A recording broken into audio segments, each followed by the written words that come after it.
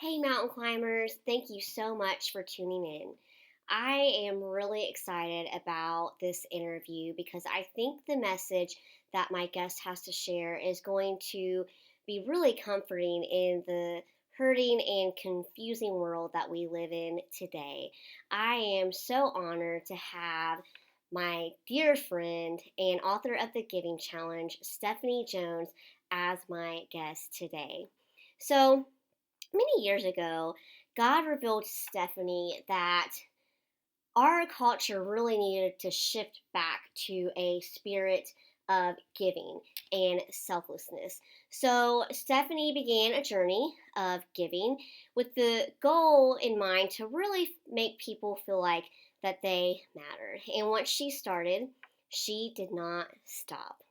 And I can personally vouch for the effort that Stephanie has put into this giving challenge and how much it shows people that they have worth and that they matter and just the impact people feel because I've been on the receiving end of her generosity so many times. So I met Stephanie a year ago at the Right to Publish conference. And I gotta tell you, it was such a God ordained anointed meeting because the belief that she has in me makes me feel like I can do anything and go after my wildest dreams. And I know that she has that effect on everyone that she knows. So let's head over to Zoom and connect with her. And here's what I'm really looking forward to with this interview. I really think this is what's going to come of it. You're going to be inspired by her zeal of giving. And then you will want to give to someone else. And then the people that you give to will want to give to someone else. And then little by little, we'll just begin to see the world get brighter with God's love.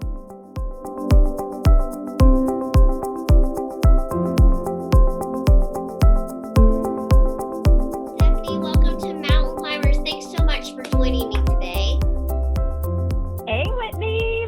Love being here. Thanks for having me. You are so welcome. I am so excited because I truly believe that the message you have to share today is just really gonna help the world with the state it is in right now. I've never seen it so hurt or confused, and if everyone can grasp onto the message that you're going to tell them, I just really think we'll see some of God's love, just pouring out to everyone. So thank you. I appreciate it.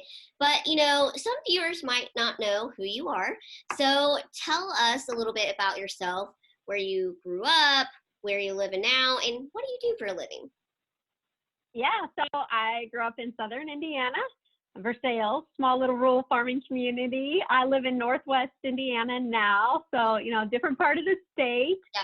And I always say I have like two jobs. I have a corporate job by day and work in technology and manage a national business development team. And then I have my passion job of, I own a small company called Giving Gal, and I do speaking. I'm an author, and I'm a life coach. I was telling somebody the other day, like, I don't like that title. I like more of like accountability coach, an encouragement coach, a book writing coach, whatever. But yeah, so that's a little bit about me. Do you ever sleep? I was up till 1 last night and got up at 4:30. But yes, I typically do. I really try to practice, like self-care and taking time for yourself. And yeah, I just, I think when God lays a passion on your heart, like it doesn't seem like work a lot of times, but it is figuring out that balance. And, so I used to not be good about taking time for myself and saying no, but, sometimes you have some hard lessons in life. So Exactly. Well, yeah, so you can do everything that you're passionate about. You have to say no sometimes. So yeah.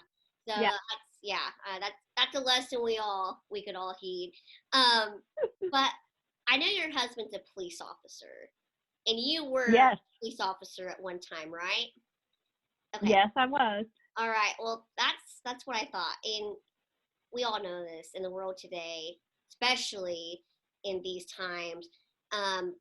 Police officers are on the receiving end of a lot of negativity because of the turn of events in the world. And you're in a unique position because you were a police officer. You're a police officer's wife.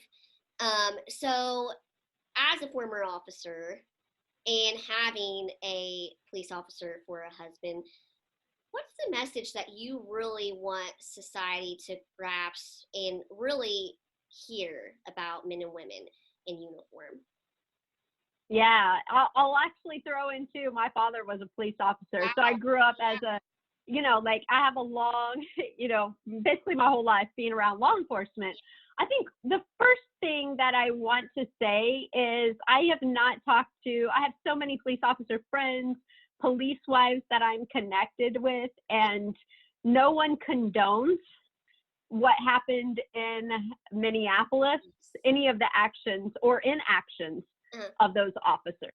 Yeah. Like going through my training in the academy, being a police officer, being a police wife for 17 years, it's appalling to our community, So I do want to say that first, and I haven't heard anybody try to, sometimes things happen. This is not the case, but sometimes things happen, and my husband and I have conversations about it. And usually my husband's comment is, I wasn't there. There's so many things that we never see the angles or what happened before, what happened after. And a lot of times that's our discussion was, I wasn't there. This one is not one of those cases where it seems like there's a debate. So I want to put that out there first. But to your question, and I should have grabbed a Kleenex because my message is people have no idea. At the end of the day, people have no idea what our police officers sacrifice on a daily basis, the things they see, the things they witness, the sacrifices their families make. Sometimes I say I'm lucky that I don't have children. I see a lot of the police wives who have children. And right now, some of the things that people are doing and saying to children of police officers is appalling. None of the officers that I know, the majority, hundreds of thousands of police officers in this country, none of them had anything to do with what was going on in Minnesota. And being a police wife and seeing, I tell people this all the time, and I think they think I'm joking, but it's serious, is that you become second. The job is always number one. Like that is the dedication the majority of officers in this country have. Yeah. It can be 1:00 in the morning and someone calls my husband and he will get out of bed and go do what has to be done. Yeah. And over the years, I don't say this to be graphic, but I will say this because going back to people don't have a clue. I can remember when we were first married, my husband got called. He was the first on the scene to a car fire, a box truck fire. Mm-hmm. And when he showed up, there happened to be men in the back, and they had shut the back, and it caught on fire. They had paint in there. Oh my goodness. And my husband showed up, and men who are on fire, he was the first one to respond. And he told me, he said, I could smell. He can probably still smell to this day, and that was 15 years ago, burning skin and death. I don't say that to be graphic, but I say that is one call that he responded to. Our officers respond to millions of calls every day. Mm-hmm. I spoke at a police wives conference, and the speaker before me was a counselor, therapist, something like that. And she spoke on trauma and gave us as wives the definition of a trauma. Mm-hmm. And she talked about how many times over our lifetimes we may experience one trauma, two traumas, whatever, but our officers can experience multiple traumas in one day. So you think about what that does to, we are not built as humans to take on trauma day after day after day after day for years.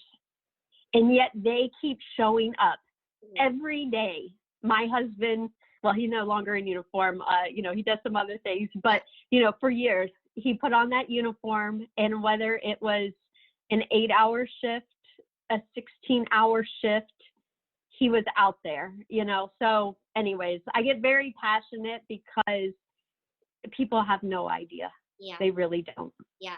And that's why I wanted to ask you, because you're in that position, and wanted to hear your thoughts on it being directly, it's personal for you. So Hmm. that's why I wanted to Very personal. let you have a voice and share what you're feeling Thank and you. thinking, and you're very welcome. And I think too, like because of how much your uh, husband and your father and you've given in the line of duty, and thank you so much for your service. Because of that, you saw that our culture had really turned into a self-absorbed me culture, and that truly had become a mountain in society, and society created it. Would you agree with that? Yeah, I would agree. You know, my husband and I talked about this, and this was years ago, you know, probably even 10 years ago when we started to see kind of a shift is nobody wants to take responsibility Yep. for their actions. You know, we see a lot of people blaming police officers, yet it was not taking responsibility for their actions. You know, it's always somebody else's fault, Mhm. this victim mentality. But I also think too, like, let's shift out of kind of the law enforcement side, is just the ability. I think social media has hurt us because of our ability to communicate. Yeah. Even having texting, you know, I'm one of the worst of that. I would rather text somebody because it's like, oh, do I want to get on the phone and chat for an hour? I Yeah. have 2 minutes, you Yeah. know? And so I think our ability to have a conversation Mhm. and to sit down with people, you know, I just had this today with a coworker where they made a comment. I commented back. In my head, it was very sarcastic. And then they kind of backtracked what they said. Yeah. And I was like, oh, I didn't even mean that. But that's where we've become. So we're behind a keyboard. Where nobody's seeing it. It's about me, what I want to get out, what I have to say. I don't care how it affects anybody else. I think that's one. And then I know we're going to shift to my giving story. And this is really, I think that summed it up for me, is I was in an airport. I travel a lot, and I see this lady sobbing in the airport. I tell the story in my book. And, you know, to make a long story short, I watched thousands of people probably walk by a lady crying in an airport, and not one person stopped to ask her if she was okay. Yeah. That was very eye-opening to me. Mhm. But then, you know, like, I'm not all wonderful. I literally had to sit there and had a debate with myself. We're in the same I'm way. like, yeah, but what I realized is that we start making like giving and helping others in need about us.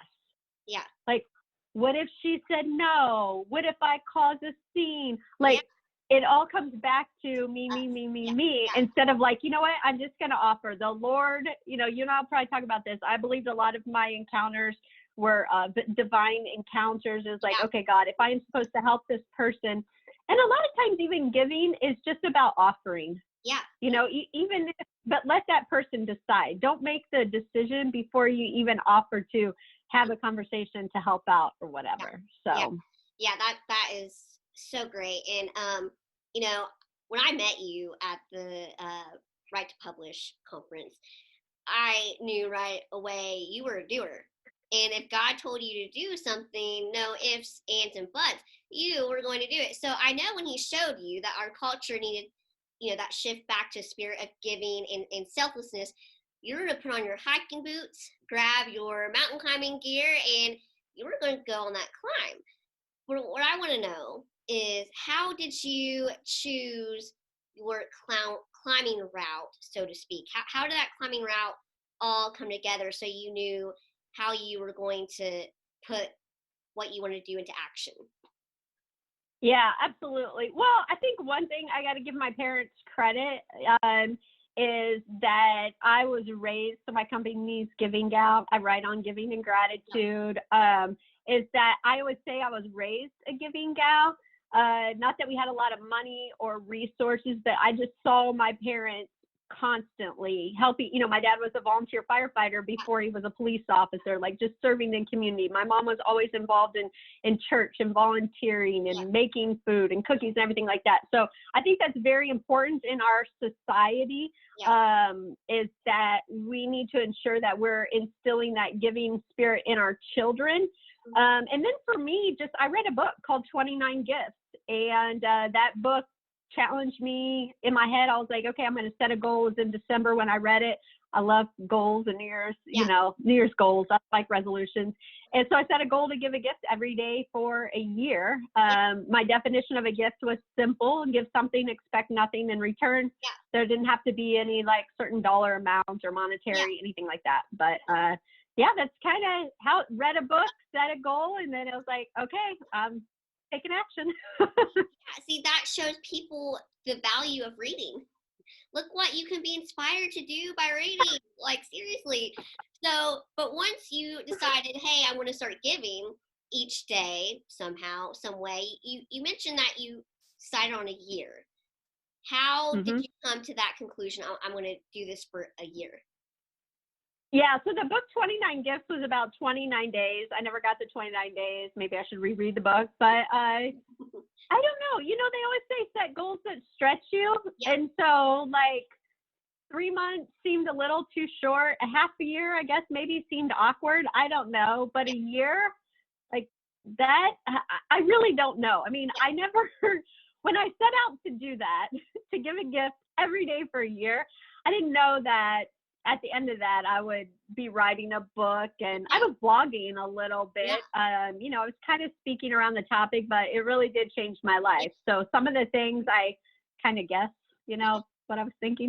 The Holy Spirit, you know, just okay, keep going, keep going, keep going. So that's really cool. And you know, I want to know about your first day of this giving journey. What did you do? Did that person's reaction just confirm, like, I am doing what I'm supposed to do? I can't imagine the joy you felt. Well, I will say my first day was just a phone call, so it's not like I did anything extravagant. But to That's that the other thing person, is, you may have. yes, exactly. Very, very good point. Very good point. You know, especially in this world of texting. Like, Yeah. I texted a friend a couple of weeks ago, and she called me, and I was so excited. So, good point. Thank you for that. I can always be learning. The other thing that I did on that day, I actually gave 2 gifts, and some people debate this, but it proves a point, is I did my husband's laundry. Now, most people might say that is not a gift, but in our household, I never did my husband's laundry. He did his own laundry. And so for me, like, to actually do his laundry, I was pretty impressed with that little gift. Yeah. And, you know, it went on from there. And it's kind of funny, but I'd like to talk about that now is because I challenge people, you know, to go on their own giving journey, and you define what your giving journey is. I'm going to give you ideas. I'm going to challenge you, but I'm not going to tell you what to do. And if for you that's a gift, then more power to you, and hopefully it inspires somebody else. Yeah. I love that, how it's, you know, each person's personal giving journey, because they know what's normal and routine. You know, like you doing your husband's laundry was not normal or routine, and you knew that. So I'm sure he was thrilled. So I love how you're saying it's personal, and you know, I think that will challenge somebody even more to know, okay, this is personal. I can put my own touch on this. So yeah, I think that's great. And so you talked about it, you know, you didn't know you were going to, you know, go on to write a book, but when the idea did begin to form in your head that you wanted to write a book about your experiences, how many years had passed between that first day to when that idea kind of started, you know, to be born in your head? Yeah, so I blogged from day one. I didn't blog every day. You know how, like, oh yeah, oh gosh, you get really motivated in the beginning. I think I blogged like 80 some days consecutively, and then I kind of fell off. So I was blogging my stories. That's the other thing. I wish I could remember definitely had to be the Holy Spirit or something, because I hated writing, I hated reading, I hated grammar, like didn't like any of that. If you go back and read those old blogs, but anyways, I had this blog, One Making a Difference, and people were reading it. Like I couldn't believe it. They were not judging me off of like my writing and poor grammar, but they liked the stories, and people just kept saying, like you should write a book. And I actually had a very dear friend. She was president of the community foundation, sent me a book. It was called, I think, One Good Deed, and with a note, and it said, I think you could have written this book. And I was like, wow, if Barb thinks I could write a book, maybe I really could do this. So you never know the impact of the Yeah. gift, even a simple, note. And a lot of times we see things in other people that they don't see in themselves. And so that's kind of how the book came about. It took me forever, like my journey started January 1st, 2011, and my book didn't come out till January or February 2017. So there was a little time in there. That's cool. But I think, it came out exactly when it needed to. And so that, 100%. yeah, and that is so cool how that story came about, the details, that friend telling you he thought you could write a book. I mean, that had to be so encouraging and kind of give you the determination that, okay, I can do this. And so Yeah. that's really cool. Now, how did you come up with the title, The Giving Challenge? Actually, my editor did. One of my editors on the book. So I had a different title, and she came back and said, "What about this?" And I liked it, and was like, "That was the end of that." So I can't even take credit for it. Well, that was easy. Well, that's really cool, and it fits because you're challenging people to give, so it works. And Mm-hmm. I think one of the coolest doors that God's opened with the Giving Challenge, and it's really opened doors and given it the reach that it has, is your endorsement from David Ramsey, the giving guru himself. And so I just think that's so cool. Like when you got the confirmation he's for sure going to endorse your book, did you think, is this really my life? Yeah, it was kind of crazy because, and I was self-published, Yeah. so I had, anyways, that's a long other story. But I just sent out a bunch of emails to people who I wanted to endorse the book. I got a lot of rejections, and but I did get some yeses, and actually kind of forgot I had asked Dave for his endorsement. And about 6 months later, after the book came out, I got an email from somebody in his company, basically like, I can't remember, I still have the email, but it's something, that, hey, we came across this, Dave gets a lot of requests, something caught our attention, could you give us a couple of months to review the book? I'd given him a PDF copy, and I said, I'll do you one better, I'll mail you the book. The book's already out, but I was willing, if I could get Dave Ramsey's endorsement, that I was willing to like reprint the book and everything. And it was like days later after I sent the book, he sent me the endorsement. It's incredible. I don't know, it just shows you, there's so many lessons in that. First of all, you have to ask, is, I think a lot of times we can make excuses. You got to ask, you got to be okay with rejection. You got to be okay with no answer at all. Like I said, I didn't hear anything for about 6 months.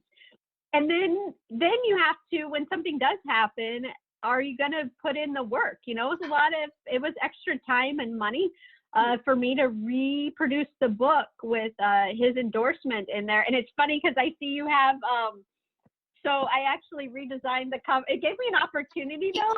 So sometimes changes are opportunities. So this one does have his endorsement on it, but it's got a new cover too. So. Well, that's cool. Either yellow or pink. It's a cool cover. Exactly. But it's all good. That has David Ramsey's endorsement on it. That's that would be cool to say. I'm reading a book that David Ramsey endorsed. So that's awesome. Yeah. And what other divine appointments did God give you with the Giving Challenge? Oh my gosh. There were so many, and it's funny because some were just for that moment in time, divine moments.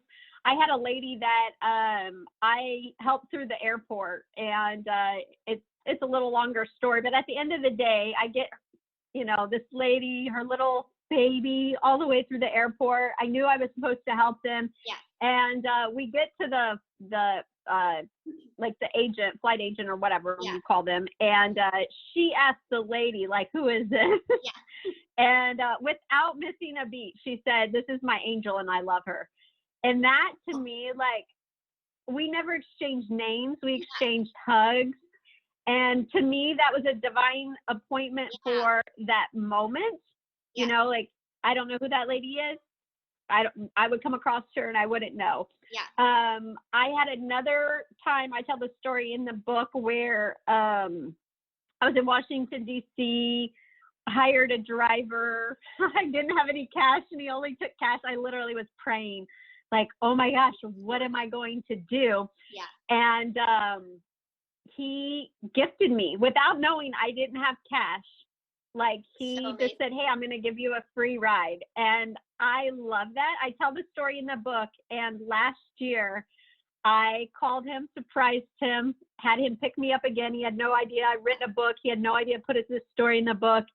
And I got to give him a copy of the book. And it was one of those, I wish I'd video recorded it, but I just love to be in the moment because he was so, like, taken back. Oh my gosh, he cried.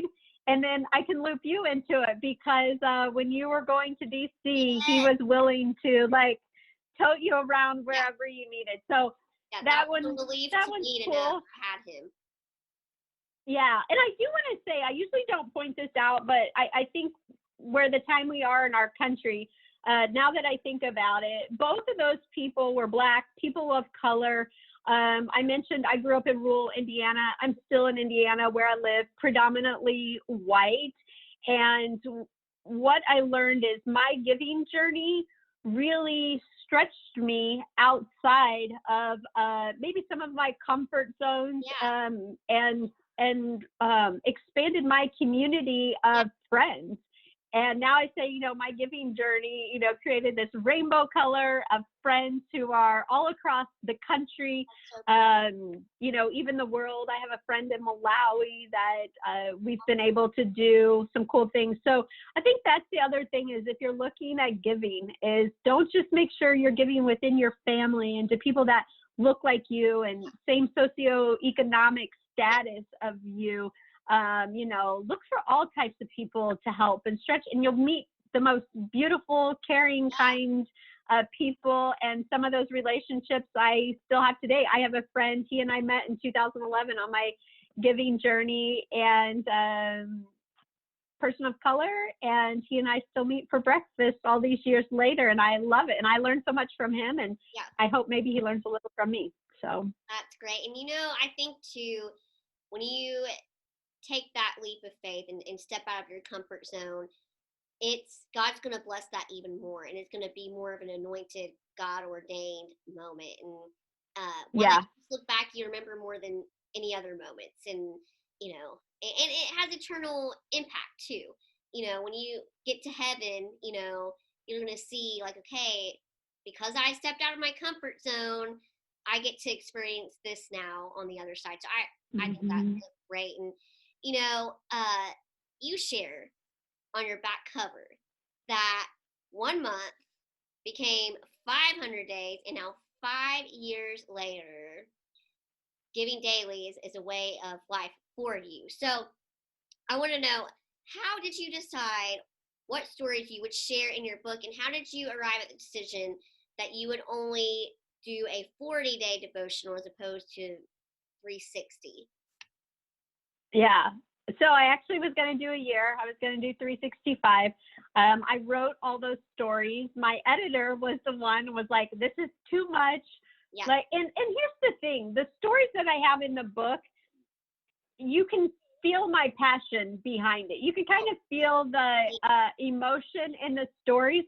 There's a lot of stories that there just wasn't that emotion. There wasn't nothing big or anything that happened. And so this is a good editor. If you're writing a book, you have a good editor, and then you have to be an author that's willing to take that feedback of someone saying, you know what, let's cut it down. I think she picked 40. It's obviously a number that as a Christian, it's very significant and has meaning. And I went with it. And then I will tell you, it became a delay tactic. I swapped out stories. Oh, You yeah. know, something would happen. So not all the stories in the book were originally in that first 522. Wow. I would have another gift happen, and I'm like, oh, I'm going to write about that. And then finally it's like, okay, you just got to put it out there, Yeah. like quit trying to be a perfectionist. Yeah. So, That's tough sometimes because when you're putting your work out there, you want it to be perfect, and sometimes you just gotta be like, okay, I've got to put this baby out into the world and just let it soar on its own. It's yeah, it's tough. I can't imagine, but you know, obviously God blessed it because there's so many amazing stories in this book that have just touched me like so much. So when you're thinking about your book, what stories stand out the most to you with your giving challenge where you think just like, oh my goodness, God, thank you for giving me this opportunity? yeah, there's so many. Oh gosh, I do. I tell one in the book about I saw this guy sitting by himself.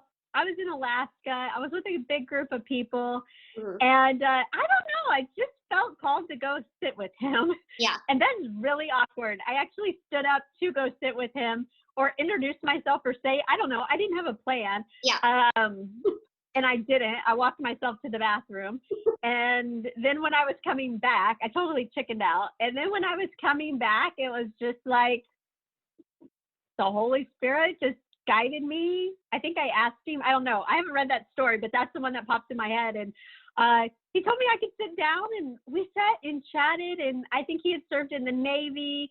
wow, He had built a like a little free library, which I love. Like I have a story about little free libraries in my book.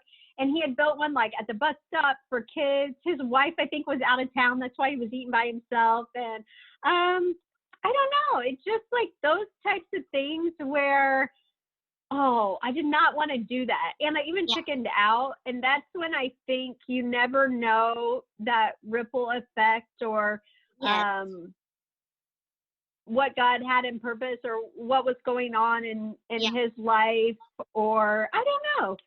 So that one was pretty impactful because I don't think since I've sat down with a stranger yeah, at a restaurant, just introduced myself and we had a chat. So yeah. That is a cool story. I mean, it makes you think like when you see someone sit by themselves, like why are they by themselves? What's their story? What are they going through? And so like I have to agree. I'm sure it had a big ripple effect and impact on him. And I think mhm. that's so cool. And speaking of, the effect you've had on people, have you had any people that you've given to who reached out to thank you and just tell them what you did had such an impact on them and it changed their lives? Yeah. Oh my gosh. I actually started collecting thank you notes.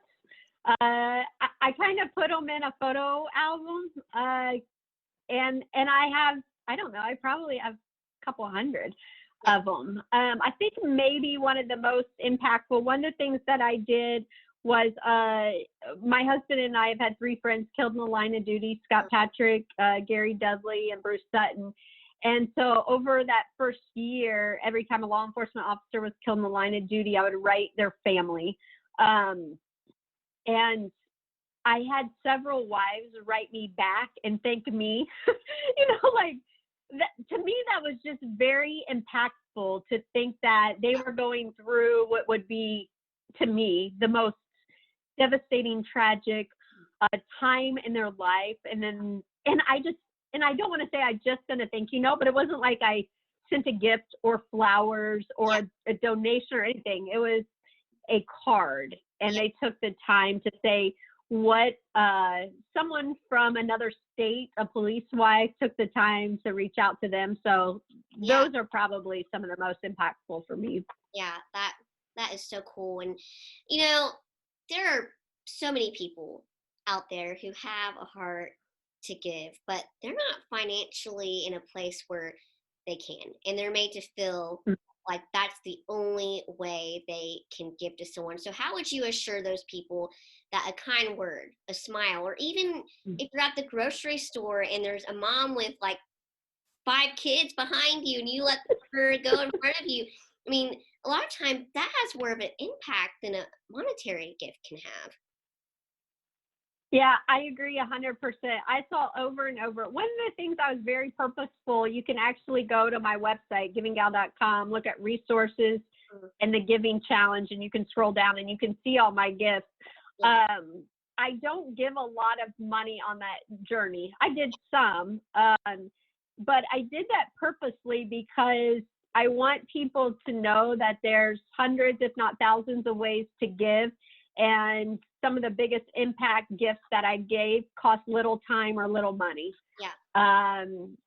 I walked up to a stranger. I won't tell the whole story, but I walked up to a stranger. I felt led to walk up to him. I asked him if he was in the service. He had a hat on that I Yeah. thought, he said yes. I believe he said the Marine Corps. And I felt that tug on my heart. And I asked him, I said, may I give you a hug? And he gave me an odd look, which happens every time, you ask a stranger if you can give them a hug. And then he said yes. And as we were hugging, he said, I needed that today.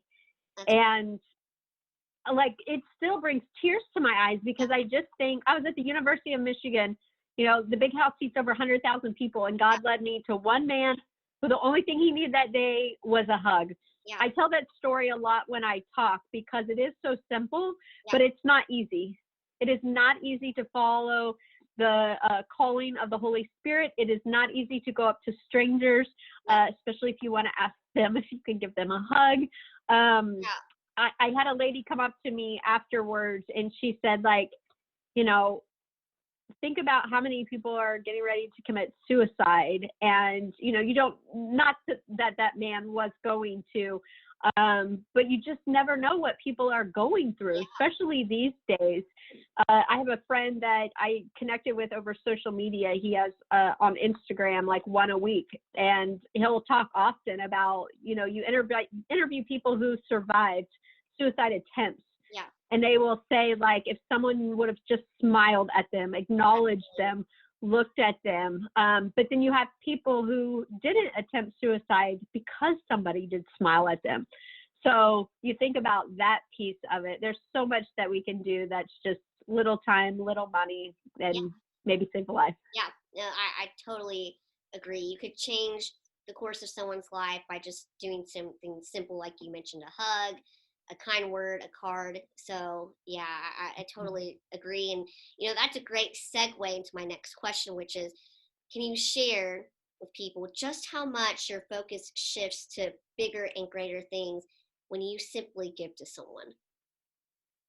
Yeah, I don't know. That's a good question because I think one thing, so my second book that came out is the Gratitude Challenge. And there is this tie between giving and gratitude. And when you can truly learn to give without receiving, going back to what we talked about in the beginning, me, there's nothing in it for you, not even a thank you. Don't get mad if somebody doesn't thank you for the gift that you've given or whatever you've done. But then, like I talked about earlier, if you can stretch yourself, I always talk about, I interacted a lot with homeless people, not just giving them food, but making eye contact, smiling, having a conversation, giving them a hug, shaking their hand, acknowledging them, whatever, is then you start to realize I have nothing to complain about. Like I have a home, I have a bed, I can go down to the refrigerator and I have food, I have cold. There's a guy in Cincinnati, I was at a Cincinnati Reds game, a veteran, like got to talking to him, a veteran. And we offered him a bottle of cold water. And you would have thought I was giving that man $1 million. Like he was so grateful for a bottle of cold water on a hot day.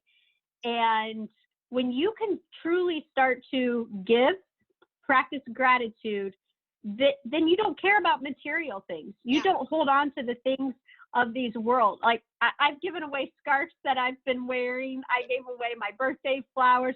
Like you just don't care anymore. It's just like, here, have this. And then you can give more because then you're not spending your money on new clothes or whatever. I talk about the gratitude challenge. I gave up buying clothes for a year. That was a challenge from my husband. Yeah. But really, then you free up those finances to then give more. And then your giving can become bigger, especially from a financial standpoint, or just stretching you from, giving away things you have.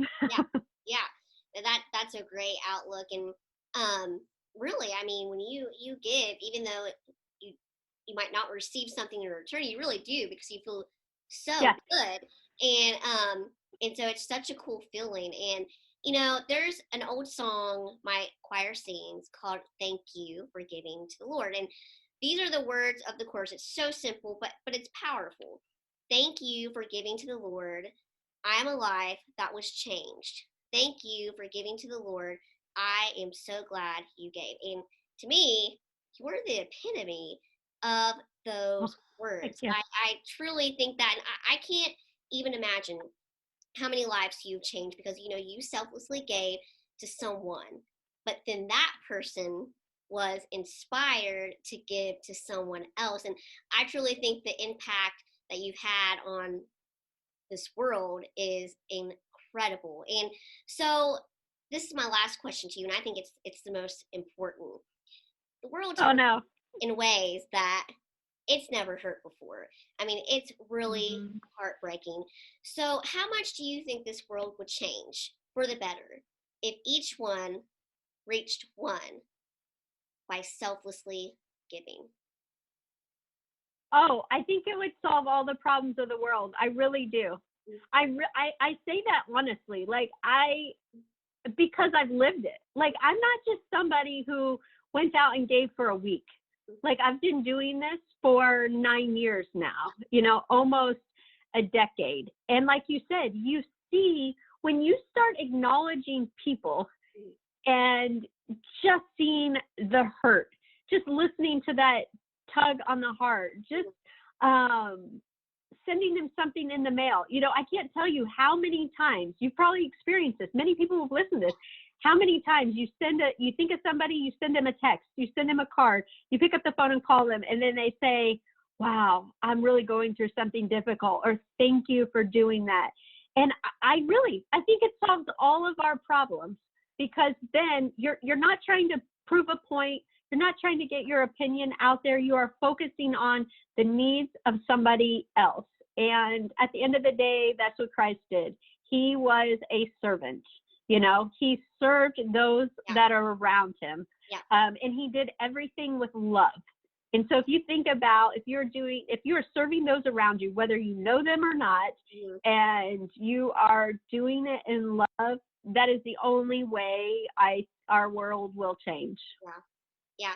And I totally agree. And I think those are profound words. And if people would just grasp onto that and actually act on what you said, then I think it's going to be amazing how we see just more of God's love and light in this world. And that's what will foster real change. And, I'm praying that's what comes from this interview. People are challenged to give, because we definitely will see everything work out for the better in this world. And so, Stephanie, I can say this personally, because I've been on the receiving end so many times of your generosity.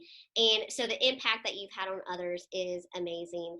And so I want to thank you personally for what you've done for me, because your belief in me makes me feel like I can do anything and I can go after my wildest dreams. And I know people who've read that book feel the same way. And I think the most amazing thing that you told people in this interview, that you can go out of your comfort zone and you can do things that you never imagined, because when your strength comes from the right source, there's not a mountain